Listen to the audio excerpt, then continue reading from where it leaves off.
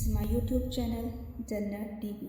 हमारी आज की वीडियो में हम जानेंगे कि रोज़े की फजीलत और अहमियत क्या है, रोज़े के क्या फ़वाइद हैं, रोज़े का अजर व सवाब कितना है, रोज़ा जहन्नुम से किस तरह इंसान को दूर करता है, रोज़े रखने वालों के लिए जन्नत में दाखिले के लिए खसूसी कौन सा दरवाज़ा है और किस तरह एक इंसान रोज़ा रख कर खुद को तमाम गुनाहों से पाक कर सकता है। रोज़े की फजीलत और अहमियत। रोज़ा क़यामत के दिन रोज़ा रखने वाले के लिए शिफाअत करेगा। आप सल्लल्लाहु अलैहि वसल्लम ने फरमाया, रोज़ा और कुरान रोज़े क़यामत बंदे के लिए सिफारिश करेंगे।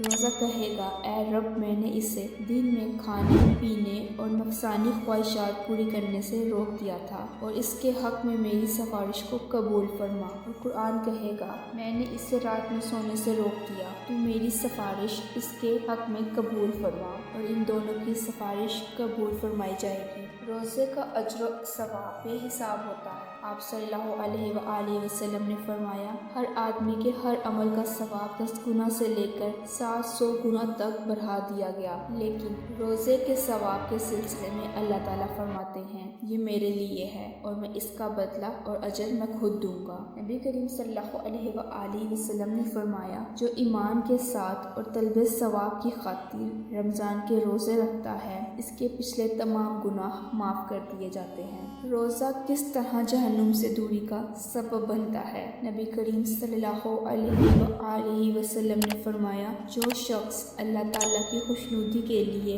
एक दिन का रोज़ा रखता है, अल्लाह ताला इसका चेहरा इस दिन के ओज़ जहन्नुम से 70 साल की मसाफत से दूर कर देता है। रोज़ा रखने वालों के लिए जन्नत में दाखिले के लिए एक खसूसी दरवाज़ा मुंतखब किया जाता है। नबी करीम सल्लल्लाहु अलैहि वसल्लम ने फरमाया, जन्नत में एक दरवाज़ा है जिसका नाम रेयान है, जिससे सिर्फ रोज़ा रखने वाले ही दाखिल होंगे, इनके अलावा कोई इससे दाखिल न होगा, और जब सारे रोज़ा रखने वाले दाखिल हो जाएंगे तो ये दरवाज़ा बंद कर दिया जाएगा। दुआ की कसरत। इस महीने में दुआ की खूब कसरत करनी चाहिए, इसलिए कि यह दुआ की कबूलियत का महीना है। इस महीने में हर शख्स रोज़े की हालत में होता है, जो इखलास अमल का बेहतरीन नमूना है। तरावी, तिलावत कुरान, ज़िक्र व अज़कार में खुद को मसरूफ़ होने और गुनाहों से दूर रहने की वजह से इंसान में फरिश्ते की मशक्क़त पैदा हो जाती है और इंसान में मासूमियत की सिफ़त आ जाती है और बंदा अल्लाह ताला का महबूब और पसंदीदा बन जाता है। इस हालत में जब आप अपने रब से मांगते हैं, अल्लाह ताला ज़रूर नवाजता है, इसीलिए कि बंदे का मांगना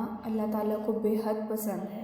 इस महीने में अल्लाह ताला अपनी रहमत के दहाने खोल देता है, इसलिए कबूलियत की ज़्यादा उम्मीद पैदा हो जाती है। अलबत्ता दुनिया की कबूलियत के जो आदाब हैं उनकी रिआयत होनी चाहिए। मसलन आम हालात में हलाल ग़ज़ा का एहतमाम होना चाहिए, हराम से इज्तनाब करना चाहिए। ख़ास तौर पर माह रमज़ानुल मुबारक के महीने में हलाल का हद दर्जा एहतमाम करना चाहिए। बावज़ू होकर नहायत खुशूश व खुज़ू और आज़ी और खौफ व गरिया जारी के साथ हमें अल्लाह अज़्ज़ा व जल से दुआ मांगते रहना चाहिए। इफ्तार और तहज्जुद के वक्त दुआएं ज़्यादातर कबूल होती हैं। कबूलियत के यकीन के साथ अल्लाह अज़्ज़ा व जल की बारगाह इलाही में हमें अपनी हाज़िरी देनी चाहिए। दुआ में इसका भी ख्याल रखना चाहिए कि सिर्फ अपने ही लिए मत मांगें, बल्कि अपने अज़ीज़ों, मुक़र्रब, रिश्तेदार, दोस्त, अहबाब और दूसरे तमाम लोगों को अपनी दुआ में ज़रूर शामिल रखें और इनकी ज़रूरतों के लिए खुदा के दरबार में भीख का हाथ ज़रूर फैलाएं। इसीलिए कि एक मुसलमान की अपने भाई के हक़ में गायबाना दुआ